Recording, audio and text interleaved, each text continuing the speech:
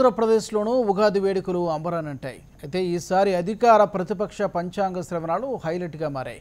Jagan CM కావడం ఖాయమని YCP పంచాంగకర్త బల్ల గుద్ది మరీ చెప్పారు. అయితే కొన్ని ఇబ్బందులు ఉన్నప్పటికీ అంతా శుభమే జరుగుతుందని టీడీపీ పంచాంగ శ్రవణంలో వేద పండితులు జోష్యం చెప్పారు.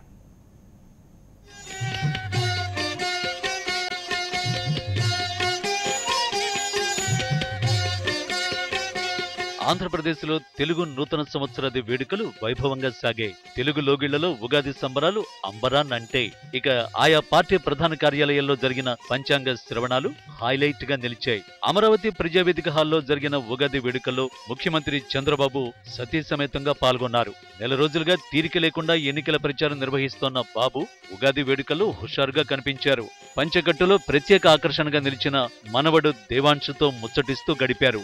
ఇక పంచాంగ శ్రవణం వినిపించిన వేద పండితులు ఈ ఏడాది ఆంధ్రప్రదేశ్ సుభిక్షంగా ఉంటుందని చెప్పుకొచ్చారు. కొన్ని ఇబ్బందులున్నప్పటికీ గ్రహాలన్నీ అనుకూలంగా ఉండడంతో అంతా శుభమే జరుగుతుందని తెలిపారు.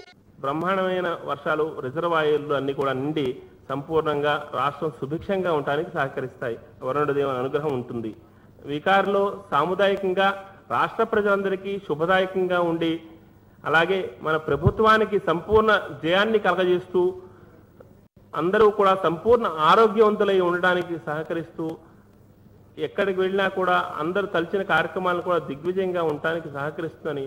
గుంటూరు జిల్లా తాడేపల్లిలోని వైసీపీ కేంద్ర కార్యాలయంలో ఉగాది వేడుకలు ఘనంగా జరిగాయి. వైసీపీ అధినేత జగన్ తో పాటు పలువురు వైసీపీ ముఖ్య నేతలు పంచాంగ శ్రవణంలో పాల్గొన్నారు. పంచాంగ శ్రవణం వినిపించిన ప్రముఖ సిద్ధాంతి విష్ణుభట్ల లక్ష్మీనారాయణ ఏపీలో తిరుగులేని మెజారిటీతో వైసీపీ అధికారంలోకి రావడం ఖాయమన్నారు.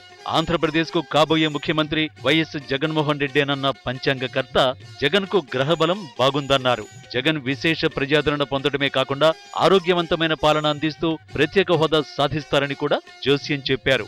సకాలంలో వర్షాలు పడి వ్యవసాయం సమృద్ధిగా సాగుతుందని పంచాంగకర్త చెప్పుకొచ్చారు. ఈ సంవత్సరంలో దేశంలో శాంతి భద్రతలు కూడా చాలా బాగా ఉంటాయి. ధాన్యాధిపతి ముఖ్యంగా రైతులు, వైఎస్ఆర్సీపీని నమ్ముకున్న వాళ్ళు ఎక్కువగా రైతులు ఉంటారు, మనకు తెలుసు. ఆ ధాన్యాధిపతి చంద్రుడు అయినటువంటి కారణంగా ఈసారి వర్షాలు కూడా బాగా కురుస్తాయి. తర్వాత స్వశక్తి సామర్థ్యాలతో అధికార గణంతో సమర్థవంతంగా వీరు పరిపాలన సాధించగలుగుతారు. కేంద్ర రాష్ట్ర ప్రభుత్వ అధికారులు ఉద్యోగంలో పదోన్నతులు కలుగుతాయి. కళాకారులు, సినిమా రంగంలో వారు, గాయని గాయకులు ఈ సంవత్సరం వాళ్ళందరికీ కూడా చాలా అనుకూలంగా ఉంటుంది. ప్రధానంగా ఆరోగ్యవంతులైనటువంటి రాజు మన ఆంధ్రదేశానికి రాబోతున్నాడు కాబట్టి సకాలంలో వర్షాలు కురిసి సుఖ సంతోషాలు బాగా పరిపాలించడానికి అవకాశం ఉంటుంది అని చెప్పి తద్వారా తెలుస్తోంది. మొత్తానికి టీడీపీ వైసీపీ రెండు పంచాంగ శ్రవణాల్లోనూ రైతులకు మంచి జరుగుతుందని చెప్పడం శుభ పరిణామం. అలాగే ఈ ఏడాది ఆంధ్రప్రదేశ్ సుభిక్షంగా ఉంటుందని, సకాలంలో వర్షాలు పడతాయని, వ్యవసాయం సమృద్ధిగా సాగుతుందని వేద పండితులు జోస్యం చెప్పారు.